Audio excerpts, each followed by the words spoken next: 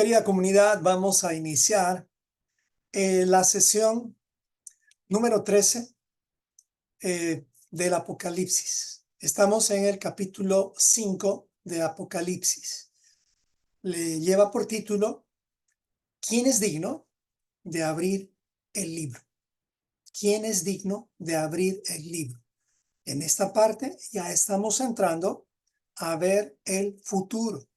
No son cosas que han ocurrido, son cosas que van a ocurrir. Permítanme orar. Amado Señor, nos acercamos a ti como comunidad y una vez más te pedimos que la luz de tu palabra alumbre nuestro entendimiento y que tu espíritu nos guíe a la verdad.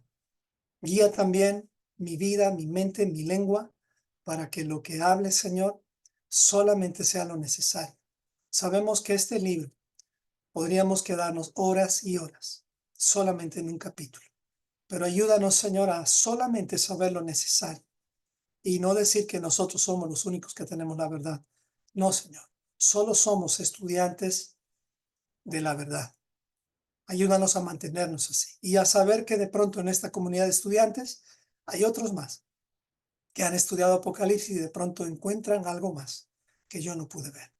Ayúdanos, Señor, a entender que se trata de que tú eres el pastor y nosotros somos estudiantes. Guíanos, Espíritu de Dios, y abre nuestro entendimiento para dar una mirada al futuro. En nombre de Yeshua oramos. Amén y amén. El título, una vez más, es ¿quién es digno de abrir el libro? Y pues, Apocalipsis 5. Para los que están por primera vez aquí, recordemos que hemos avanzado en Apocalipsis capítulo 1 con la presentación del Rey de Reyes y Señor de Señores, o también, si tú quieres, la presentación del novio. Apocalipsis es un collage de la historia de una boda hebrea. En realidad esa es la base que tenemos que entender. En el capítulo 2 y 3 se presenta a la iglesia, o si tú quieres, la novia.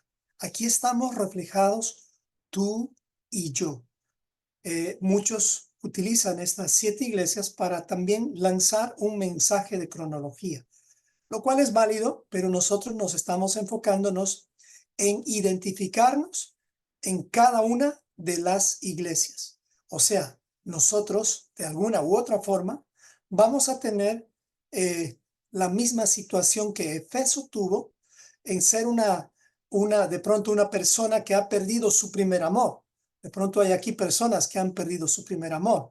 ¿Y cuál es el primer amor? El primer amor es tu primer encuentro con Yeshua, el cual te tiene que recordar siempre. Si alguien se olvida de su primer amor, hágase esta pregunta: ¿de dónde me sacó el Señor?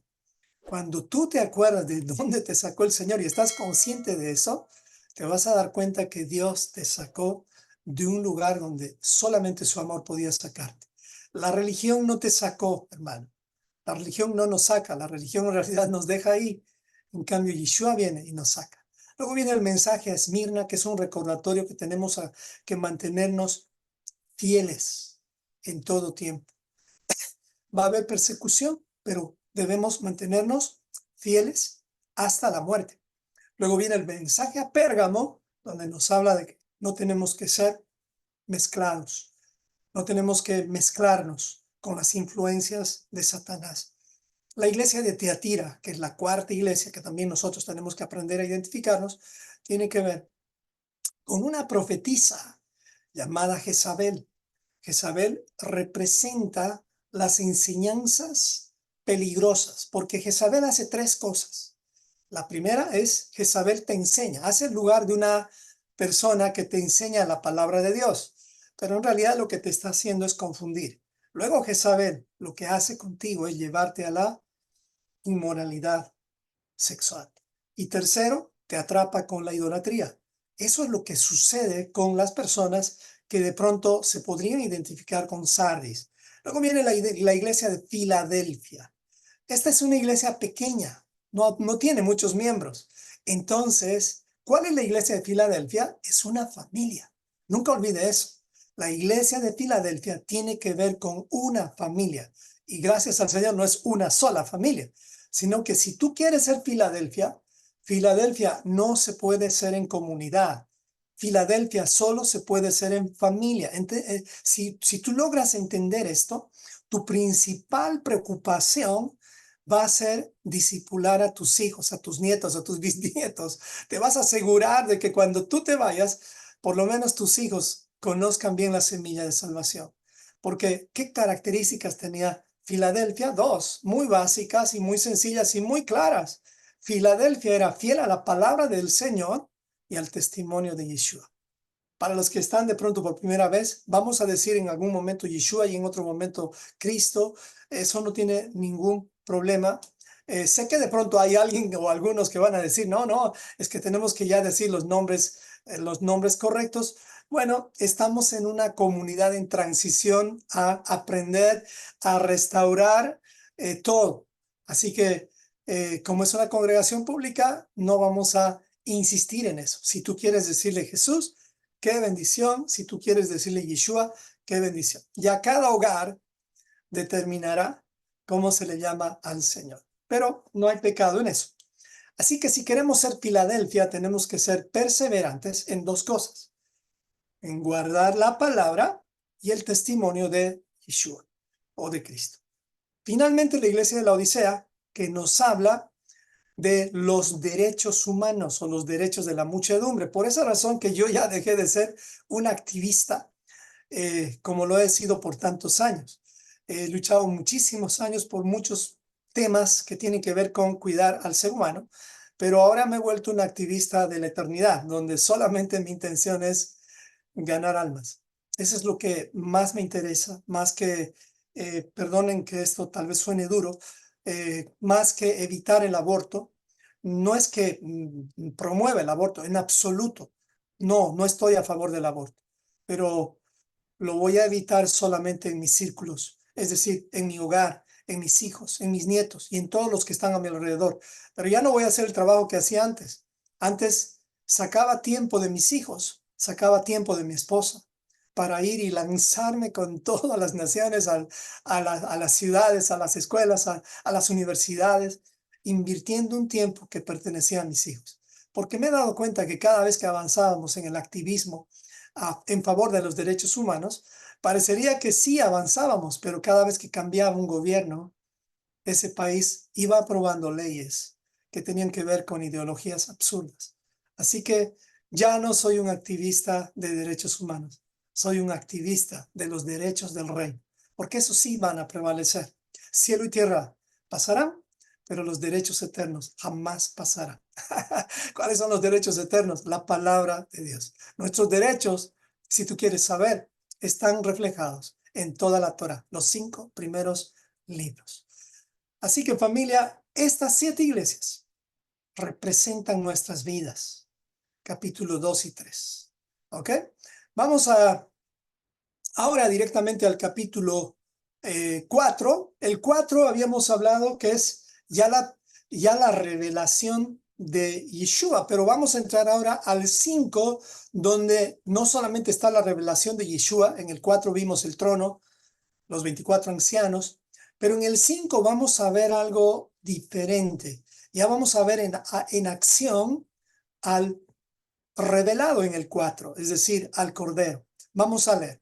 Dice Apocalipsis 5, directamente, versículo 1, y dice así: y vi en la mano derecha del que estaba sentado en el trono un libro escrito por dentro y por fuera, sellado con 7 sellos, y vi un ángel fuerte que pregonaba a gran voz: ¿quién es digno de abrir el libro y desatar sus sellos? Y ninguno, ni en el cielo, ni en la tierra, ni debajo de la tierra, podía abrir el libro ni aún mirarlo. Y lloraba yo mucho, dice Juan, porque no se había hallado a ninguno digno de abrir el libro, ni de leerlo, ni de mirarlo. ¿Se da cuenta? Ni de siquiera mirarlo. Esto es increíble. Y uno de los ancianos me dijo: no llores.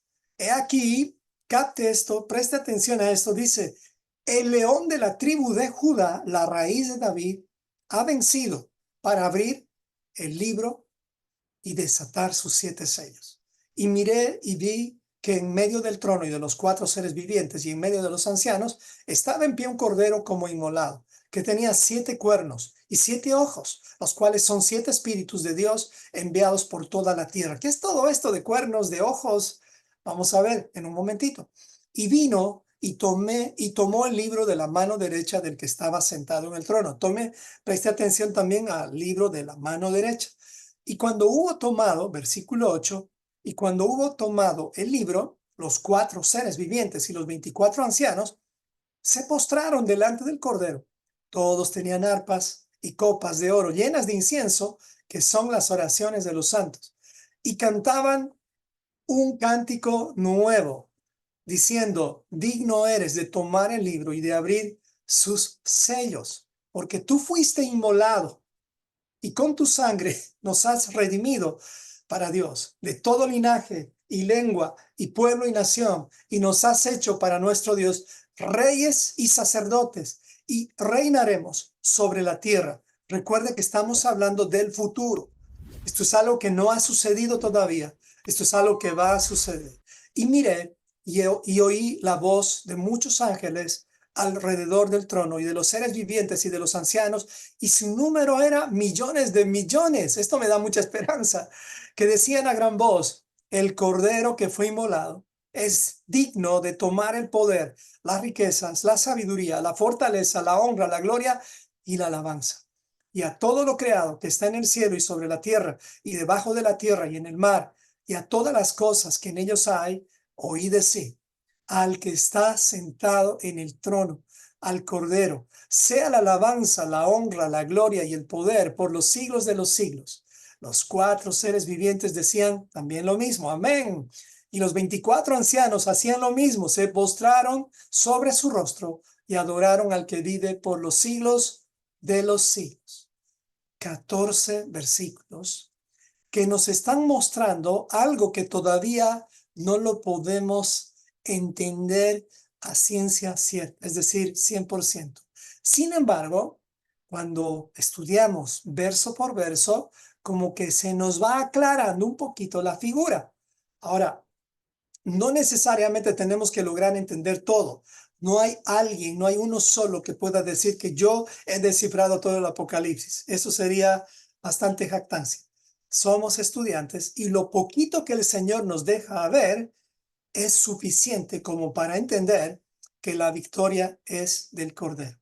Es decir, ya sabemos con el Apocalipsis el final de la historia, el final de la película. Así que veamos el primer versículo, Apocalipsis 5:1, y dice: y vi en la mano derecha del que estaba sentado en el trono un libro escrito por dentro y por fuera, sellado con 7 sellos. Nos vamos a hacer una pregunta: ¿qué significa mano derecha? Porque dice el versículo 1, y vi en la mano derecha. Vamos a ir analizando versículo por versículo con preguntas. Así que vamos a la mano derecha. En el pensamiento hebreo, la mano derecha representa la misericordia, la compasión, la gracia y también su amor, donde sus leyes, sus instrucciones son la expresión de su gracia. La expresión de su amor es que Dios nos habló por medio de su palabra, y su palabra viva es Yeshua. Él es su primogénito y Él es, escuche bien esto, su mano derecha. Sé que en nuestra mentalidad pensamos que Dios tiene una mano derecha y una mano izquierda, pero en el contexto hebreo en realidad la mano derecha es la que ejecuta el amor o la misericordia o la compasión de Dios. Sin embargo, también dentro de la interpretación bíblica, cuando dice a Josué, por ejemplo, no te apartes ni a derecha ni a izquierda, eso en el contexto de los mandamientos, la derecha, no mano derecha, sino la derecha, apartarse a la derecha, implica aumentar mandamientos, y apartarse a la izquierda implica disminuir mandamientos. ¿Cuál fue el pecado, por ejemplo, cuál es el pecado de los judíos? El pecado de los judíos es que han aumentado mandamientos, o sea, se han desviado a la derecha. ¿Cuál es el pecado de las religiones? Es que han quitado mandamientos, a tal punto de decir que ahora vivimos en el tiempo de la gracia, ya no vivimos en el tiempo de la ley, es como que se han quitado todos los mandamientos, y eso es apartarse a la mano izquierda. Entonces, en este caso, no estamos hablando de ese contexto, sino lo estoy aclarando nada más porque en algún tiempo también dijimos el tema del significado de la derecha y de la izquierda, pero aquí estoy hablando de la mano derecha. ¿Qué es la mano derecha? En conclusión, es quien ejecuta. Es decir, en este caso es Yeshua HaMashiach, es decir, Jesucristo. Él es la mano derecha, Él es quien ejecuta todo. ¿Y quién estaba sentado en el trono?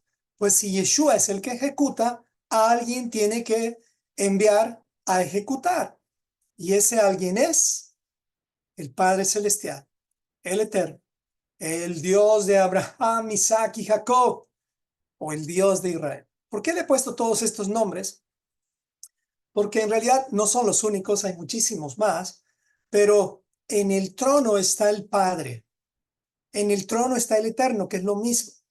En el trono está el Dios de Abraham, Isaac y Jacob. Mire, me encanta esta definición del Dios de Abraham, Isaac y Jacob, porque esto revela tres pactos que van como sobrepuestos en uno. Y también se lo llama al Señor como el Dios de Israel. Así que Él está sentado en el trono. No está el Hijo, eso tenemos que entender. El Hijo es el que ejecuta. El Hijo va a ir y se va a sentar en el trono, pero no quiere decir en la silla, en el trono mismo de Dios. Eso es algo que tenemos que entender, porque se describe el trono como que hay alguien que está sentado ahí y hay alguien que ejecuta. Entonces, el que ejecuta es el Hijo y el que envía es el Padre Celestial. ¿Estamos bien? Entonces, el Padre Celestial tiene en la mano derecha el libro escrito por dentro y por fuera. Así que veamos un poquito en Apocalipsis 3:21 lo que dice: al vencedor le concederé sentarse conmigo en mi trono, como yo también vencí. Está hablando Yeshua, Jesús, y dice, como yo también vencí y me senté con mi Padre en su trono. O sea, no dice yo me senté sobre mi Padre. Él se sentó con su Padre. Es decir, Yeshua también está sentado en el trono preparando las moradas, pero él ya terminó su trabajo. Él ya ejecutó. Él ya dijo consumado es. Pero no quiere decir que ahí termina la historia de Yeshua. Él va a regresar y nos va a llevar nuevamente a la casa eterna. ¿Dónde es la casa eterna? No es en el cielo. Escuche bien esto. La casa eterna es en el Edén. Esa es la casa, el lugar de los humanos inmortales creados como Adán y Eva antes del pecado. Estamos volviendo a casa, al lugar donde fuimos expulsados. Eso ya lo habíamos explicado anteriormente, pero nada más para que esté claro, estamos volviendo al lugar de la eternidad donde está el árbol de la vida. Y dice Mateo 19:28, para recalcar lo del trono. Dice, y Yeshua les dijo, en verdad les digo, que ustedes que me han seguido, está hablando a los discípulos, en la regeneración, cuando el Hijo de Dios se siente en el trono de su gloria, escuche bien esto no está pasando todavía, esto va a pasar, dice, cuando el Hijo de Dios se siente en el trono de su gloria, ustedes se sentarán también sobre 12 tronos para juzgar a las 12 tribus de Israel, porque no va a haber más. Aparte de las 12 tribus, nadie más se va a salvar. Y ahora, las 12 tribus no representan solamente personas que tienen que ver con los nombres de Isaacar, Dan, etc. No, estas son personas que no tienen la identidad revelada ahora, pero Dios no la va a revelar. Las únicas tribus que tienen su identidad revelada son las tribus de los judíos, que corresponden a tres tribus. La tribu de Judá, la tribu de Benjamín y la tribu de Levi. ¿Dónde están las otras 11 tribus? Perdón, las otras 10 tribus están perdidas, pero gracias al pacto renovado están volviendo a casa. Y ese resultado somos tú y yo. Así que, ¿quién está sentado en el trono? Es el Padre. ¿Qué significa mano derecha? El ejecutor. de las instrucciones del Padre. Miren, solamente el versículo 1, y vi a la mano derecha del que estaba sentado en el trono un libro escrito por dentro y por fuera, sellado con 7 sellos. Veamos qué es este libro escrito ahora. ¿Cuál es el libro sellado? ¿Cuál es este libro sellado? Y aquí les voy a mostrar algo muy interesante. Veamos, el versículo dice, y vi a un ángel fuerte que pregonaba, este no es, y vi en la mano derecha del que estaba sentado en el trono un libro escrito por dentro y por fuera, sellado con 7 sellos. Aquí hay un error de versículos, esto lo va a corregir, perdónenme, eso no me di cuenta. Pero bueno, estamos en el libro escrito. ¿Cuál es este libro sellado? El libro sellado se refiere al rollo de la Torá. Esto lo va a aprender en el curso básico un poquito más. ¿Qué es el rollo de la Torá? Se los voy a poner en palabras más fáciles. El rollo de la Torá consta de 5 libros. A ver, estudiantes de la Biblia, ¿cuáles son esos 5 libros que componen el rollo de la Torá? Es una pregunta muy sencilla. Tú tienes el rollo de la Torá. No sabíamos que teníamos el rollo de la Torá, pero el rollo de la Torá es este libro sellado. Es muy distinto a las tablas, a los mandamientos que estaban guardados en el arca. Exactamente, ahí ya lo pusieron varios. El rollo de la Torá consta de 5 libros. ¿Cuáles son estos 5 libros? Los primeros 5 libros de la Biblia. ¿Por qué es que este libro está sellado? Este libro está sellado porque es necesario que si va a ser revelado en parte, como lo está haciendo para nosotros, sea revelado como cuando uno revela un misterio y lo quiere proteger de las personas. Es como cuando, recuerdan cuando Adán y Eva fueron expulsados del jardín del Edén. ¿Por qué? Porque si se quedaban ellos en el jardín del Edén, dicen que podían comer del árbol de la vida y quedarse en esa condición cancerígena para siempre. Entonces el Señor como que guarda las cosas buenas para aquellos que escudriñan, para aquellos que buscan. Y es más, el libro de la vida, es decir, el árbol de la vida, estaba, dice, con 2 querubines custodiándolo, es decir, no dejaban entrar a nadie, porque no es fácil entender el rollo de la Torá. No es fácil. Esto no te lo van a enseñar en un instituto bíblico. Esto no te lo van a enseñar en cualquier lugar. Esto te lo van a enseñar en lugares y ni siquiera de forma completa. Nosotros estamos aprendiendo a estudiar la Torá, pero todavía no se nos ha revelado todo. Seríamos irresponsables en decir que ya sabemos todo el rollo de la Torá. No, estamos como estudiantes, nada más. Así que veamos, ¿dónde es que encontramos justificativos que nos digan que este es el rollo de la Torá, el libro sellado? Vamos a Isaías 29, capítulo 29, versículo 10 al 13. Recordemos que esto está más interesante que la guerra de las galaxias, porque lo que estamos viendo es ver el futuro, lo que está pasando en un futuro. Y cuando se abra el libro y desaten sus sellos, van a ocurrir cosas tremendas. Eso lo vamos a ver en un momento. Vamos, a Isaías 29, 10, del 10 al 13 dice, el libro sellado, dice así, versículo 10, está hablando en ese contexto, dice, porque el Señor derramó sobre ustedes espíritu de sueño y cerró los ojos de vuestros profetas y puso velos sobre sus cabezas de vuestros videntes o profetas y os será toda visión, o sea, todo lo que ustedes puedan ver como palabras del libro sellado. Esto ya nos tiene que llamar la atención. El cual si dieren al que sabe leer y le dijeren, lee ahora esto, él dirá, no puedo porque está sellado. Y si diere el libro al que no sabe leer diciéndole, lee ahora esto, él dirá, no sé leer. Dice pues el Señor, porque este pueblo se acerca a mí con su boca y con sus labios me honra, pero su corazón está lejos de mí y su temor de mí no es más que un mandamiento de hombres que les ha sido enseñado. Escucha bien esto. Un libro sellado es un libro como con candados Cada sello es como un candado. Se los estoy poniendo en el lenguaje más fácil de entender. Este libro tiene 7 candados o 7 sellos. ¿Qué es un sello? Es algo que cierra, es algo que no deja que entremos más allá.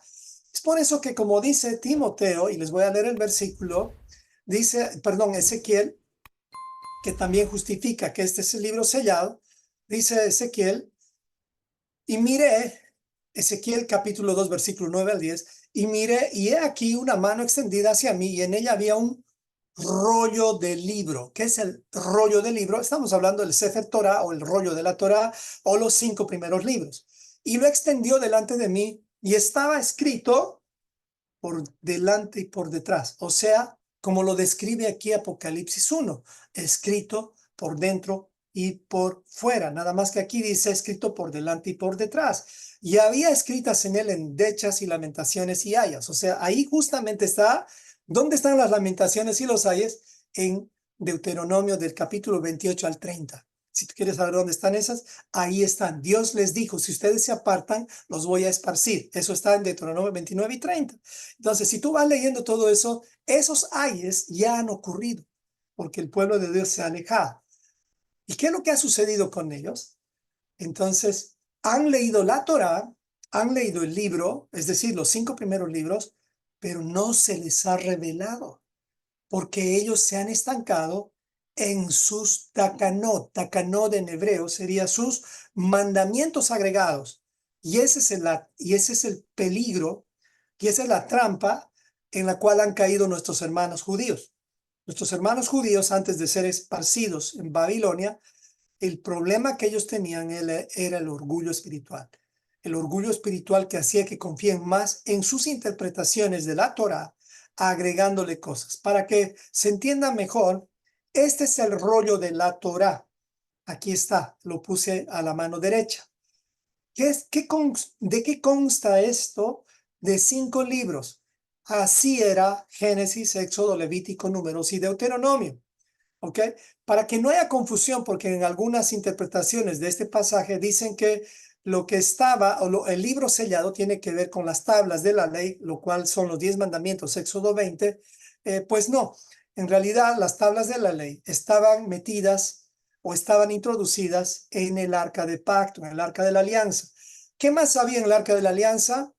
Había las 2 tablas, había la vara de Aarón y había la porción de maná. Entonces, dentro no estaba el rollo de la Torá. Dentro del arca estaban las 2 tablas. Entonces, este libro sellado tiene que ver con la Torá.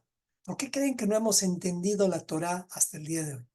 O bueno, no hasta el día de hoy, todavía no la entendemos 100%, pero por lo menos ya somos estudiantes de la Torá. Ya no creo que haya en este grupo, por lo menos las personas que ya han hecho el curso básico, ya no creo que estén menospreciando la Torá, como lo hacen muchas personas con ligereza y dicen, y lo dicen teólogos, lo dicen pastores, lo dicen un montón de gente, no, no, no, no, ya no tienes que guardar mandamientos. No, no, no, eso de la Torá, eso es para los judíos, eso es para los judaizantes, incluso dicen, hermanos, eso revela que a esa persona se le ha sellado el entendimiento de la Torah. No ve ni hasta sus narices. Ese es el problema. Así es que eso no nos ocurra. Gracias al Señor ya hemos podido abrir los ojos y ahora podemos ver la Torah, el Sefer o el rollo de la Torah. Sigamos. ¿Y qué son los sellos? Eso es algo que tú vas a encontrar varias interpretaciones. Yo les voy a decir la que más me ha convencido. Y también puedes ampliar con Descubre la Biblia verso por verso, Apocalipsis 5, pero esta es la que más me ha convencido. Una vez más, gracias hermanos, entre paréntesis, por la paciencia que están teniendo conmigo. Sé que ahorita mi voz está luchando un poco, pero creo que se me está entendiendo bien. No, no sé si estamos bien. ¿Cómo está el sonido por ahí? Veo manitos, a ver si todo está bien. Perfecto. Gracias, gracias por darme el reporte. Perfecto. Entonces, estamos en la parte ahora. ¿Y qué son estos sellos? Ya sabemos cuál es el libro sellado. El libro que no vamos a poder entender 100%. Porque cuando venga Yeshua, Él va a dar fin a todas las interpretaciones. Aún estamos viviendo en eso. en ese tiempo, estamos todavía en el tiempo donde tanta gente le saca interpretación a la Torá y nosotros no queremos aumentar una interpretación más. Solamente lo que queremos hacer con humildad es decir, no tenemos la verdad completa, pero somos estudiantes de la verdad. Así que no nos atrevamos a decir, esta es mi interpretación y esta es la interpretación correcta. No, no, no, no.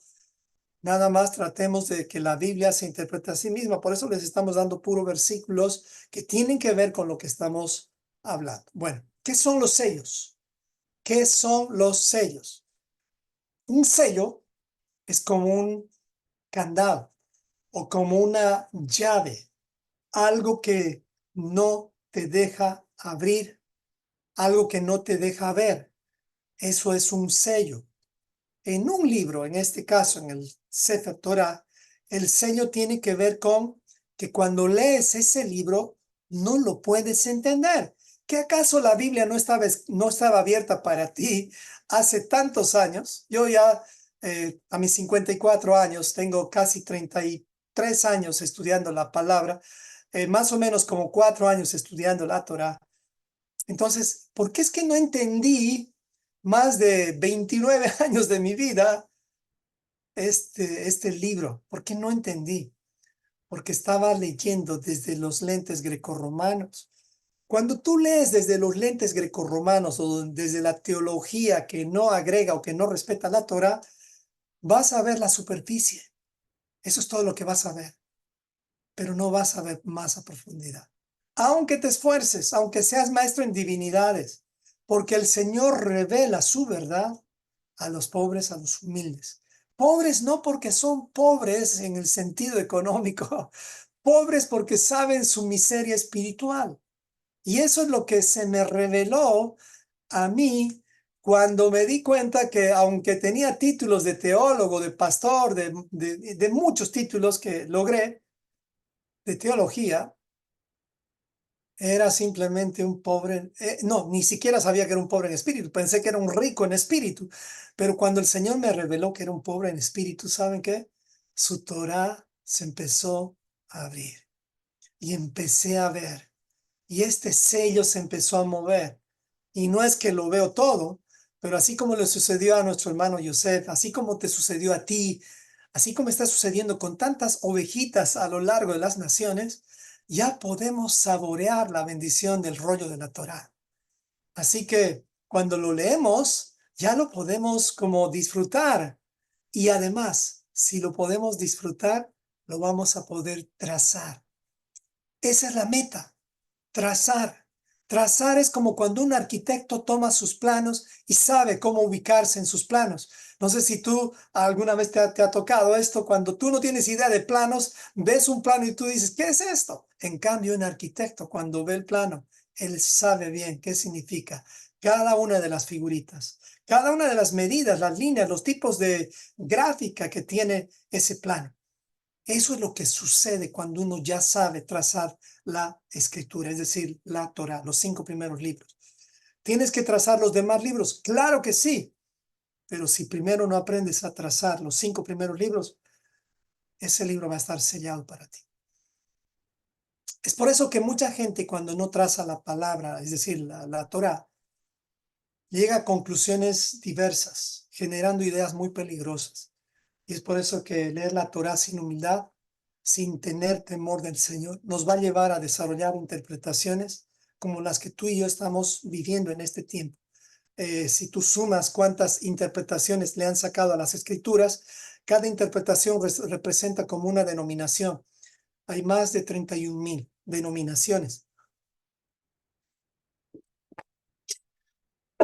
Perdón. Eso significa que cada interpretación ha creado una denominación y eso es peligroso. Como dice Timoteo, muchos llegan y llegan a estudiar, pero nunca llegan al conocimiento de la verdad. Leamos 2 Timoteo 3:10, 3:7 al 10. Dice, estas personas están siempre aprendiendo. Estudian y estudian y estudian y nunca pueden llegar al conocimiento de la verdad. Y aquí te dice por qué. Y de la manera que Janes y Jambres resistieron a Moisés. ¿Quiénes eran Janes y Jambres? ¿Recuerda usted cuando Moisés estaba presentándose ante Faraón por primera vez y Dios le dijo que si no te cree Faraón, muéstrale tu vara y con tu vara la vara se va a convertir en una serpiente? ¿Qué hicieron Janes y Jambres? Hicieron lo mismo, imitaron la Torá, o sea, imitaron la palabra de Dios, imitaron los milagros, porque eso es lo único que puede hacer el enemigo, imitar. Y él es un mal imitador, porque al final la serpiente de Moisés terminó devorándose a las serpientes de Janes y Jambres. ¿Me explico? Entonces, ¿qué sucede con las personas que estudian y estudian y estudian, pero nunca llegan al conocimiento de la verdad? Solo son imitadores. Hablan de Moisés como si realmente guardaran Torah. Hablan de la Torah como si realmente guardaran las festividades bíblicas. Hablan de la Torah como si realmente guardaran el Shabbat. La Torah ya no es teoría. Ya no es como en un instituto bíblico o en una prédica académica donde tú puedes exponer sobre una doctrina X o Z y de pronto tienes 10 expositores y los 10 te dejan con la boca abierta. Claro, te dejan con la boca abierta intelectualmente, pero no te cambiaron el carácter. En cambio, cuando estudiamos la Biblia y la aplicamos a nuestras vidas, dejamos de ser como Janes y Jambres, imitadores. Ya no queremos ser imitadores, haciendo pensar a la gente que nosotros también podemos hacer ciertos milagros. Ya no promovemos eso. Ahora promovemos carácter. Ahora promovemos instrucciones. ¿Por qué? ¿Qué es lo que sucedía con Janes y Jambres? Así también estos resisten a la verdad. ¿Por qué? Por su corrupción. ¿Quién resiste a la verdad? Es porque vive doble vida. Hombres corruptos de entendimiento, reprobos en cuanto a la fe, mas no irán más adelante, porque su insensatez será manifestada a todos, como también lo fue la de aquellos. Pero tú has seguido mi doctrina. ¿Quién está hablando? Es Pablo. Y aquí, hermano, esto va aplicado para los cónyuges también. ¿Por qué para los cónyuges? Porque son los principales maestros de sus hijos. Nadie puede reemplazar los cónyuges, a los padres como pastores. Es por eso que los padres deben cuidar su lecho, es decir, no debe haber infidelidad en el matrimonio, porque si hay infidelidad en el matrimonio, ya fuiste descalificado para estudiar la Torá. No es un asunto de conocer la Torá o la información. Este es un asunto que tiene que ver con tu vida. Es por eso que la Torá se te sella, es decir, no entiendes cuando vives una vida doble. Esa es la bendición de estar en el camino. Ya es poniendo, ya es tu vida que está siendo evaluada por el Señor. Seguimos. ¿Qué es el sello entonces? El sello es lo que no te deja entender. ¿Y por qué no podemos entender? Pues porque aunque estudiemos, no amamos la verdad. Lo que amamos es la copia, la imitación. Y eso ya debería cansarnos. No sé si usted está cansado con las copias, con las imitaciones, con lo que le hablan de Dios. ¿Sabe qué? Si no está cansado todavía, usted todavía va a pensar que alguien le puede enseñar la Biblia. Y no, hermano, no crea eso. Nadie puede enseñarte la Biblia. Tú tienes que convencerte por ti mismo. Lo único que hacemos aquí en la comunidad es motivarte, incentivarte, estimularte a que tú después revises todo esto para ver si vamos de acuerdo a la verdad o no. ¿De qué me sirve a mí convencerte con esto y pues tu carácter sigue igual? Tu carácter va a cambiar el momento en el cual tú te sientas en tu mesa y empieces a escudriñar, empieces a revisar, empieces a ser el pastor de tus hijos. Entonces, Isaías nos habla de este libro sellado en Isaías 29:11. Un poquito para aclarar. El sello, los 7 sellos, son como este Sefer Torah. Miren, no encontré una mejor imagen. Eh, este es el rollo de la Torah. Está en la mano derecha del Padre, vamos a decir, y tiene 7 sellos. Ahora la pregunta es, ¿y qué son estos 7 sellos? Entonces, antes de revelarte qué son estos 7 sellos, te quiero hacer pensar. La Biblia te va a mostrar muchas imágenes con 7, con el número 7. Hay muchas cosas con el 7 que han sido como cerradas a nuestro entendimiento. Por ejemplo, aquí les pongo la menorá. Cuando tú ves la menorá, ¿qué ves? Muchos ven simplemente una lámpara de 7 brazos, pero si tú ves la menorá, ya con los ojos bíblicos, hebreos, ojos que ya entienden qué es cada brazo, tú ya vas a ver distinto. Vas a ver que la menorá te lleva a un plan de cronología bíblica. ¿Qué es esto? Porque la menorá tiene 7 fechas o citas divinas que nos revelan cómo es que comenzó todo en cuanto a la nación de Israel y cómo es que va a terminar todo. Les voy a llevar un poquito más. Vamos a ver esta imagen. Esta imagen es la misma menorá, nada más que la puse así para que se lea como inclinada, como para que se lea las letras. ¿Qué es lo primero en la menorá que tenemos que saber, que es la base de todo? Es el Shabbat. Cuando tú ves la menorá, su base es el Shabbat. Levítico 23. Estas son las festividades del Señor. Y dice, trabajarás 7 días. O sea, está hablando del séptimo día descansarás. La base ni siquiera es una de las 7 fiestas, sino es el Shabbat. Después empieza y menciona, la primera fiesta es Pesach. La segunda es panes sin levadura. La tercera es primicias, Shavuot, Yom Teruah, Yom Kippur, Sukkot. Hoy no voy a hablar de esto, pero te estoy revelando cómo es que va a ser la cronología bíblica, el que lea entienda, para entender cuándo es que Jesucristo o Yeshua va a volver. Antes, si tú veías esto, estaba sellado, porque no lo podías captar.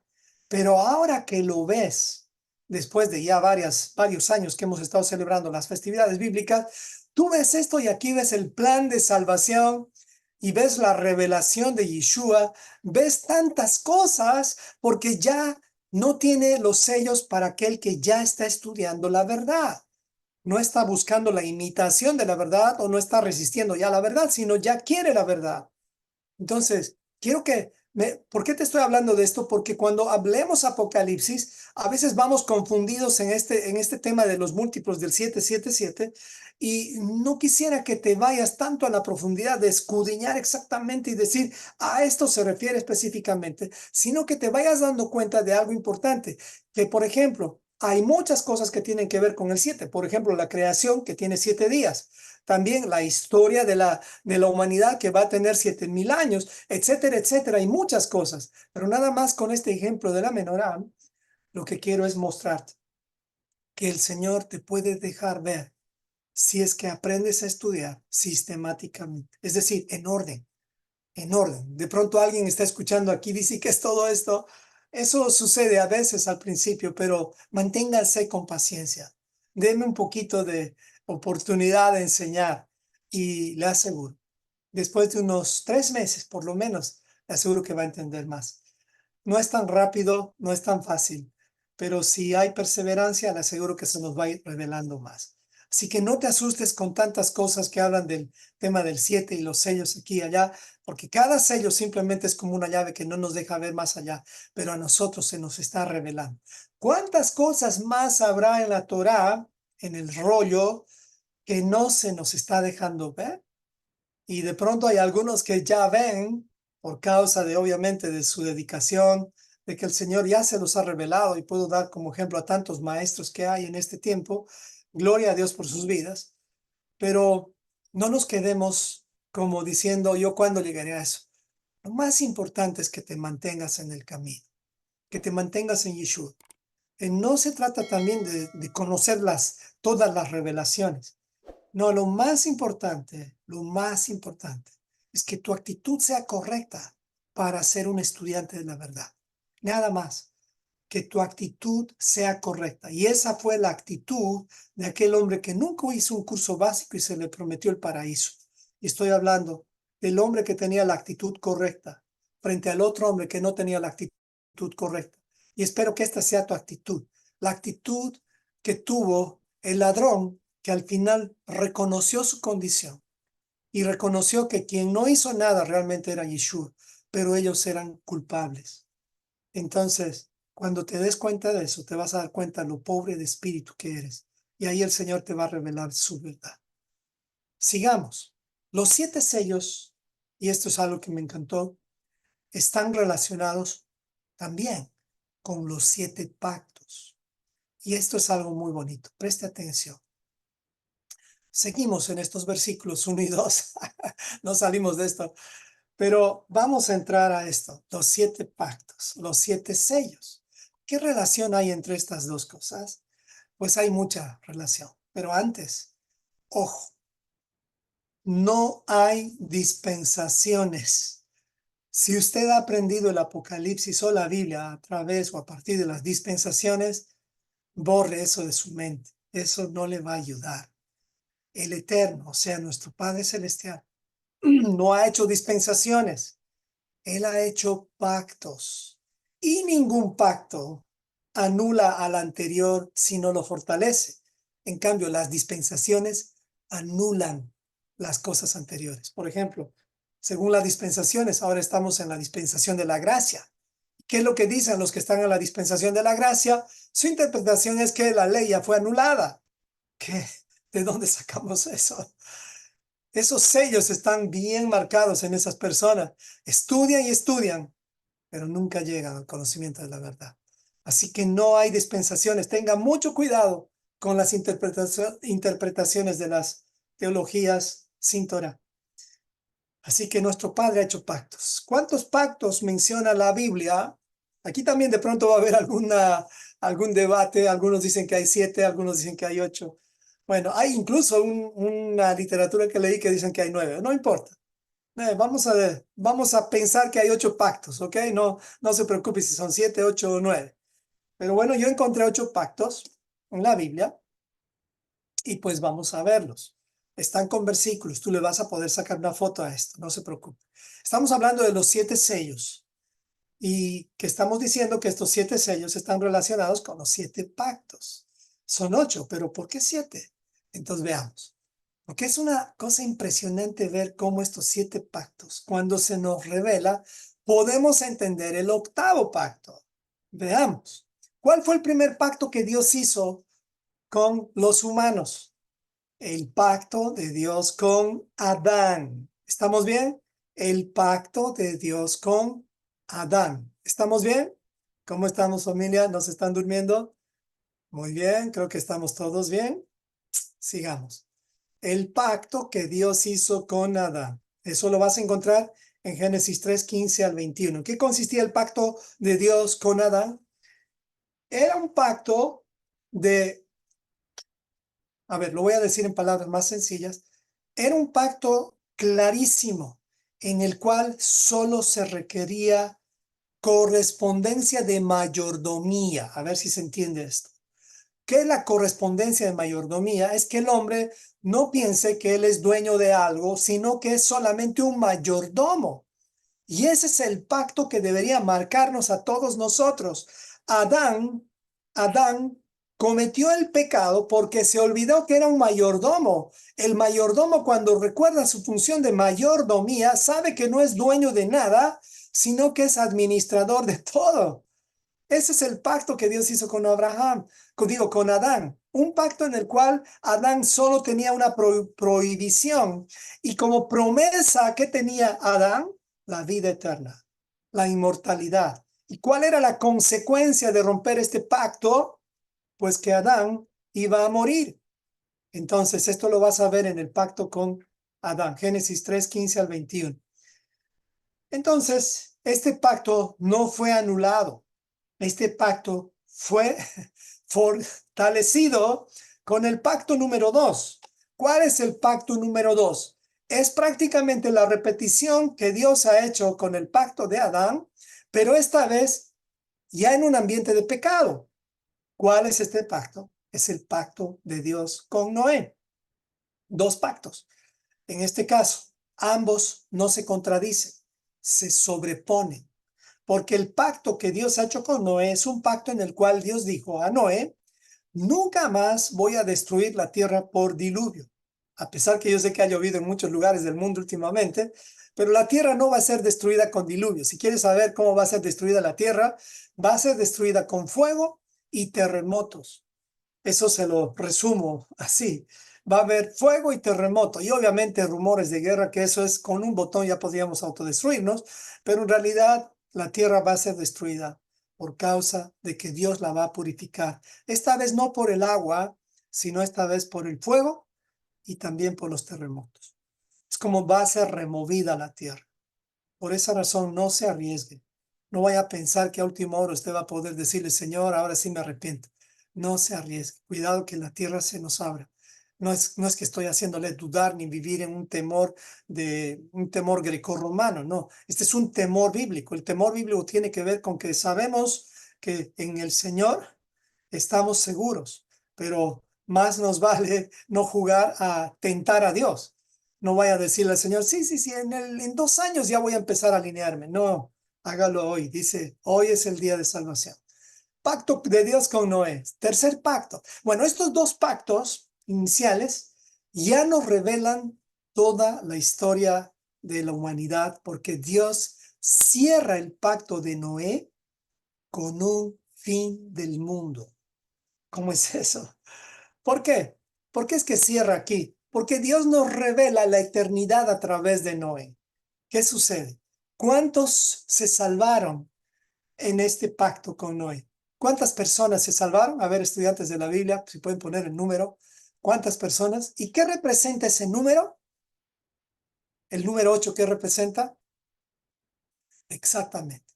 Eso quiere decir que Dios nos está mostrando un pequeño tráiler aquí de que cuando Dios juzgue al mundo antes de la eternidad, el asunto va a ser fuerte, va a ser fuerte, pero la promesa final va a tener que ver con el 8. ¿Usted cree que se salvaron 8 solamente porque era casualidad? No, Dios esconde en cada pacto el cumplimiento al cual Él nos quiere llevar a que pensemos. Pensemos siempre en la eternidad. Van dos pactos que tienen que ver con el tema de la mayordomía y el tema de la promesa eterna. Es decir, son dos pactos que nos llevan a la eternidad. Muy bien. Vamos al tercer pacto. Es como que Dios, antes, ¿qué es lo que ocurre después de Noé? La tierra le da la espalda, completita a Dios. Y ahí sale Nimrod, ahí salen las religiones, ahí sale Babel. Entonces Dios rompe el pacto, es decir, con toda la humanidad, porque recuerde, el pacto de Adán y el pacto de Noé es con todos sus descendientes. La diferencia con el pacto de Abraham ya no es con todos los habitantes de la tierra, ya no es con todos los descendientes de Adán, ya no es con todos los que sobrevivieron de Sem, Cam y Japet, ya no es. Las cosas cambiaron, porque Dios ya se dio cuenta. No es que Él no se daba cuenta antes, pero Dios ya pesó el corazón del hombre. Y si antes del diluvio los destruyó por causa de que la maldad era multiplicada, es que ahora el Señor ha dicho, el hombre está haciendo siempre lo que le da la gana, así que los voy a destruir. Y los destruyó. Pero después que los destruyó, nuevamente el hombre volvió a hacer lo que ellos querían. ¿Y qué es lo que hizo Dios? Dijo, bueno, entonces ya no hago pacto con toda la humanidad. Voy a hacer pacto solo con un hombre. Y para demostrar la grandeza de este pacto, encuentra un hombre anciano, un hombre de edad que no tenía descendencia. Y promete este pacto a Abraham, descendencia eterna, para que vean la mano de Dios. Miren, el primer pacto, segundo pacto, tercer pacto, son 3 sellos que antes no los veíamos, pero usted los está aprendiendo a ver hoy un poquito más. Esto lo hemos enseñado en algunas otras clases, pero hoy nada más les estoy dando un resumen. Entonces, el pacto de Dios con Abraham es el gran sello que inicia una de las revelaciones más importantes que no la hemos tenido, porque muchas veces la gente a veces no sabe ni quién es Abraham. Tú puedes preguntar a muchas personas como diciéndoles este comentario. Y cuando Abraham se le abrió el mar rojo, la gente va a pensar que estás contando la historia correcta. Y en realidad confunden a Abraham con Moisés. Porque muchos, la mayoría, no saben bien quién es Abraham. Pero si tú quieres saber, Abraham ya no debe ser más un sello para tu vida. Él ya debe estar abierto a ti. Nosotros somos hijos de Abraham. ¿No así cantaron esa canción que dice, nuestro padre Abraham tiene hijos, tiene muchos hijos, nuestro padre Abraham? Creo que es una canción así, pero estas canciones, como las hemos cantado tanto tiempo, no se nos revelaba, pero tú y yo somos hijos de Abraham, especialmente si estamos en Cristo. Somos linaje de Abraham, herederos de la misma promesa, herederos de este mismo pacto. Entonces se nos ha abierto un nuevo pacto, es decir, se nos ha abierto aquí un pacto. No es que anula el pacto que Dios ha hecho con Noé ni con Adán, porque de la misma genealogía continúa Abraham, de la misma raíz. Es por eso que Abraham le da los diezmos a Melquisedec, que muchos dicen que es Set. Bueno, perdón, Sem. Vamos al cuarto pacto. ¿Cuál es el cuarto pacto? Primero, el pacto de Abraham, recuerde, ya es un pacto de descendencia eterna. Se está hablando de eternidad, pero ya no a través de todas las personas, a través de una semilla. Este pacto es reconfirmado, si quiere, fortalecido con Isaac en Génesis 26, 2 al 5. Este pacto revela a Yeshua. Este es un pacto en el cual Dios sella con un juramento. Sella a Dios y dice, así va a ser, ni más ni menos. O sea, ya no es con toda la humanidad, es con Abraham, es con Isaac y es con el quinto pacto, Jacob. El pacto de Dios con Jacob. Ya van 5 pactos. Me encanta cuando Dios es conocido como el padre de Abraham, Isaac y Jacob. ¿Por qué no es tan conocido como el Dios de Adán o el Dios de Noé? Porque en realidad en el pacto de Abraham, Isaac y Jacob, el Dios de Abraham, Isaac y Jacob selló la descendencia final que va a ir a la eternidad, es decir, que va a regresar al Edén. Es por eso la importancia de Abraham, Isaac y Jacob. ¿Se da cuenta los sellos cómo se van revelando a nuestras vidas? Ahorita ya va a entender un poquito más. Pero bueno, este es el pacto con Jacob. ¿Quién es Jacob? Es Israel. También se le conoce a este pacto, el pacto que Dios hizo con Israel. Pero Dios hizo pacto con Abraham, Isaac y Jacob. ¿Quién viene después de Jacob? A ver, estudiantes de la Biblia, ¿quién le heredó la primogenitura a Israel? Muchos saben. ¿Quién fue el que continuó con la promesa de Israel? Exactamente, José. Me explico. José. Dios no hizo un pacto con José, sin embargo, porque cuando Dios inició con Abraham, Isaac y Jacob, ya inició lo que iba a ocurrir con el pacto número 6, el pacto mosaico o el pacto que Dios hizo con Moisés. Aquí es donde se marca el inicio de la nación del pacto.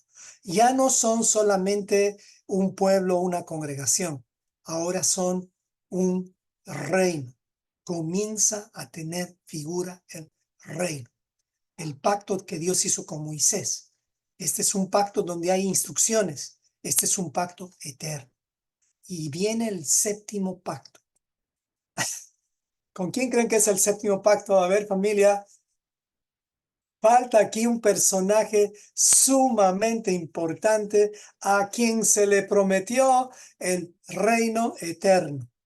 ¿Quién es este hombre con quien Dios hizo un pacto? Exactamente. El pacto que Dios hizo con David. Lo vas a encontrar en 2 Samuel del 7 al 8 al 17 y en Salmo 89 del 33 al 37. No lo estoy leyendo por temas de tiempo, pero usted lo puede revisar. 7 pactos que el más del 95% de los creyentes no lo saben explicar porque están sellados, sellados. ¿Qué es lo que ha sucedido? Hemos leído a Abraham, hemos contado en la escuelita dominical la historia de Noé, etcétera, etcétera. Pero era como estudiamos, pero jamás llegamos al conocimiento de la verdad. Y aquí en Apocalipsis 5, el Señor nos está mostrando una probadita de lo que es entender cuando los sellos empiezan a abrirse. Pero aquí no termina la cosa. Son 8 pactos. ¿Qué es lo que sucede? que estos 7 pactos, la sumatoria de estos 7 pactos, nos llevan al pacto renovado, que en algunos casos se divide en 2, el pacto de paz también, pero no lo vamos a dividir en 2, sino lo vamos a llamar como el pacto renovado. Es donde la eternidad, no estamos todavía viviendo ya el pacto renovado, ya estamos estudiando el pacto renovado y tratando de caminar en el pacto renovado, pero no estamos todavía en la restauración de las 2 casas, porque el pacto renovado va a ser hecho con las 2 casas. O usted ya ve que ya estamos las 12 tribus, o ya ve que estamos con nuestros hermanos judíos, ya están viendo a Yeshua. No, todavía tratan a Yeshua como Yeshu, el bastardo. Todavía no estamos. Estamos viviendo el misterio revelado a Pablo.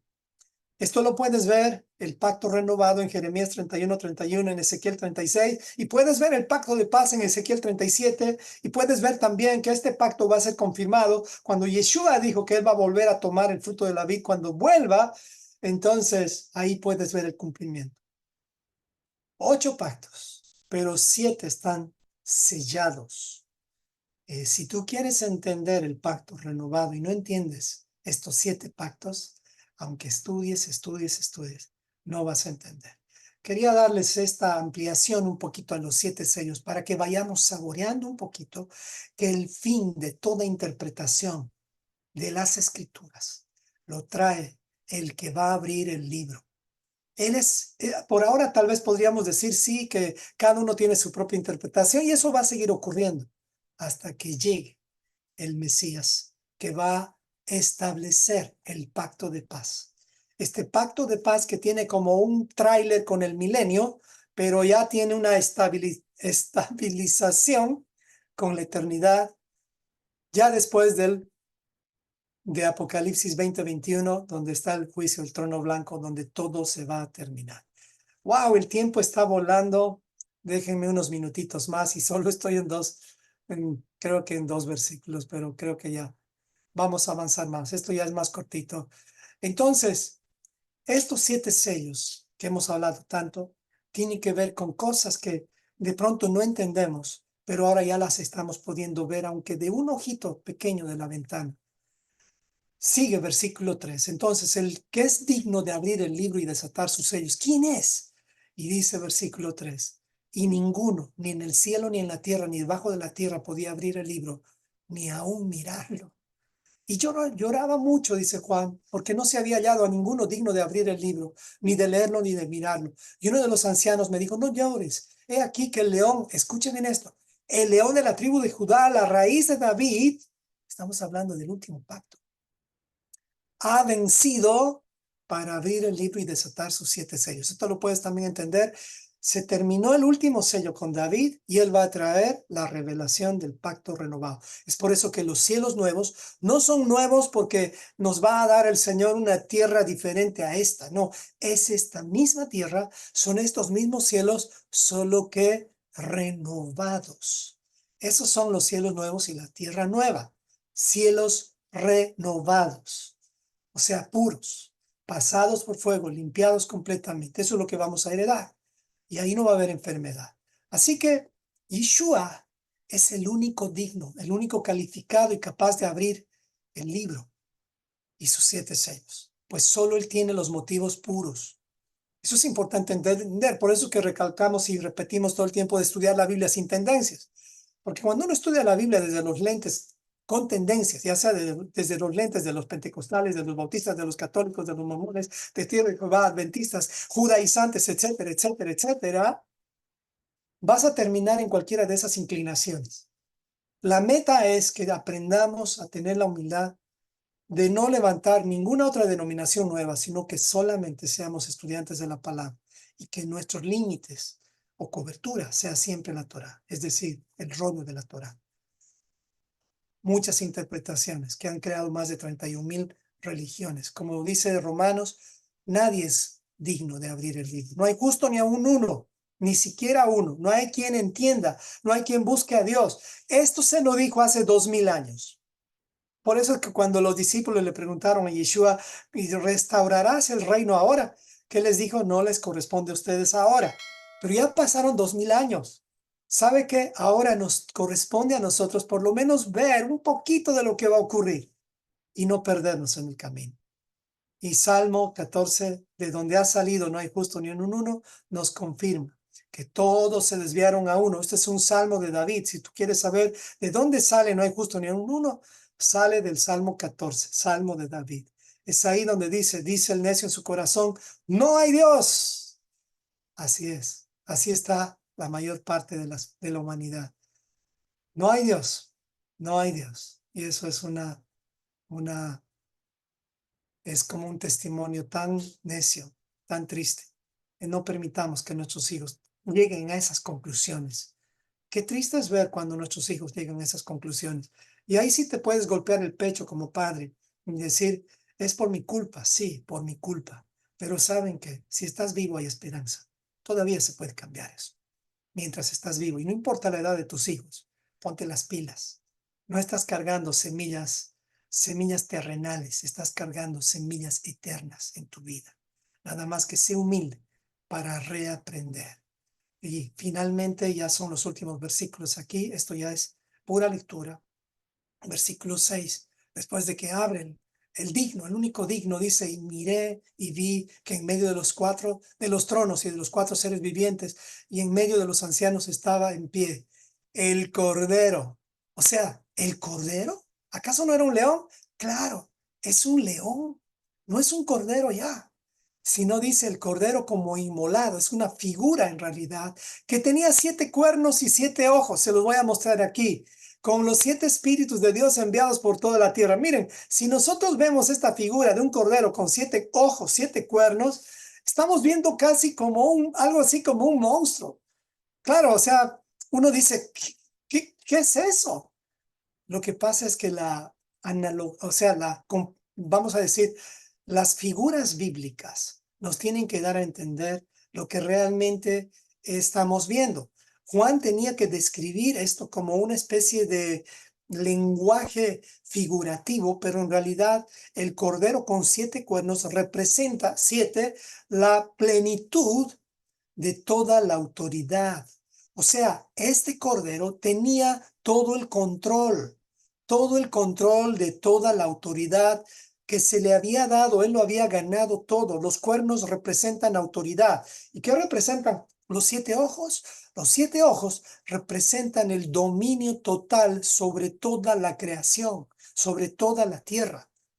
Eso es lo que representa estos 7 cuernos, estos 7 ojos. El hecho de que Yeshua tome el libro, es decir, y lo abra, él está dando fin por causa de su autoridad y su dominio a todas las religiones, a toda interpretación, todas las religiones, aún aquellos que lo rechazaron, se van a inclinar ante él. Por eso que dicen los siguientes versículos, y todo mundo se le postraba.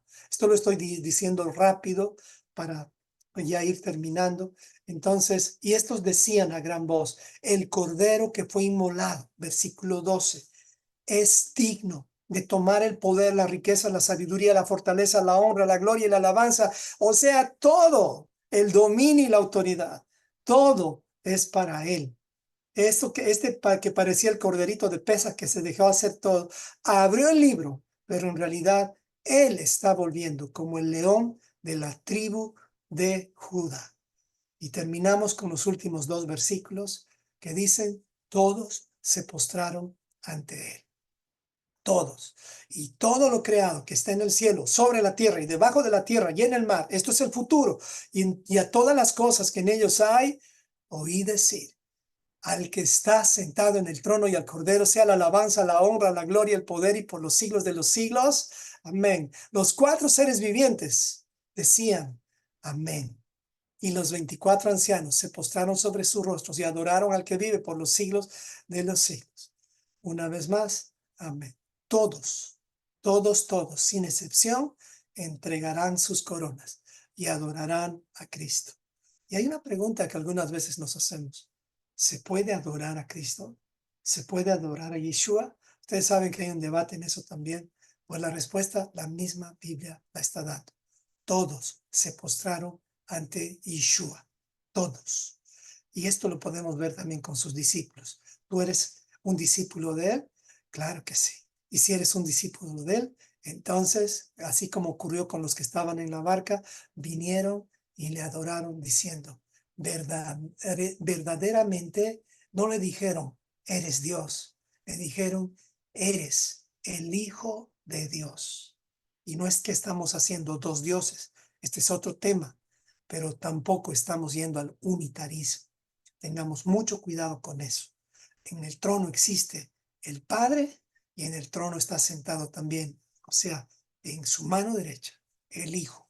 Él es digno también de recibir toda adoración. ¿Adoramos a dos personas? No, porque el Padre y el Hijo son Ejad, Ejad. Así como somos mi esposa y yo y llevamos un solo apellido. Cuando estoy yo, no es necesario que esté mi esposa, ella puede firmar y nos representa a los dos, pero en realidad ambos somos Ejad. Este es otro tema para después, nada más que quería cerrar con esto. Se puede adorar a Yeshua y más nos vale adorarle, más nos vale rendirnos a Él, porque Él es el que venció, Él es el único digno. Espero que esta enseñanza nos ayude a entender y a respetar un poquito más todo lo que tiene que ver con la revelación de Yeshua para nuestras vidas. Y recordemos que si tú no te postraste hoy, lo vas a hacer al final. Esperemos que no lo hagas al final, sino que lo hagas hoy mismo. Oremos. Dale, preciosita. Amén. Wow, tremendo. Realmente Dios es un Dios de pacto. Debemos confiar en sus promesas, confiar en su palabra y Él es el que nos guía, ¿no? Entonces, como dice la canción de Marcos Witt. Entonces, acompáñenme a orar, familia.